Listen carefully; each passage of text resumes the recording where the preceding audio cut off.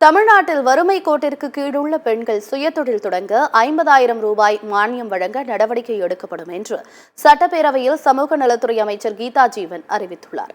சட்டப்பேரவையில் சமூக நலத்துறை மற்றும் பெண்கள் நலன் மானிய கோரிக்கை மீதான விவாதத்திற்கு அமைச்சர் கீதா ஜீவன் பதிலளித்தார்.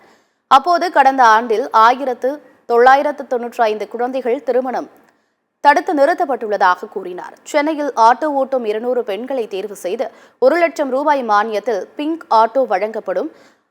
மாற்றுத்திறனாளிகளுக்கான உணவூட்டு தொகை 1400 ரூபாயாக உயர்த்தப்படும் என்பது உள்ளிட்ட பல்வேறு அறிவிப்புகளை அமைச்சர் கீதா ஜீவன் வெளியிட்டுள்ளார். சென்னை மாநகரத்தில் பெண்களின் பாதுகாப்பினை உறுதி செய்திடும் விதமாகவும் பெண்களுக்கான சுயதொழில் வேலைவாய்ப்பினை உருவாக்கும் விதமாகவும் அரசு மானியமாக தலா ரூபாய் 1 லட்சம் வீதம் 200 பெண் ஆட்டோ ஓட்டுநர்களுக்கு மானியம் வழங்கி 2 கோடி ரூபாய் செலவில் 200 இளஞ்சிவப்பு ஆட்டோக்களை அதாவது பிங்க் ஆட்டோஸ் இயக்கும் திட்டம் செயல்படுத்தப்படும்.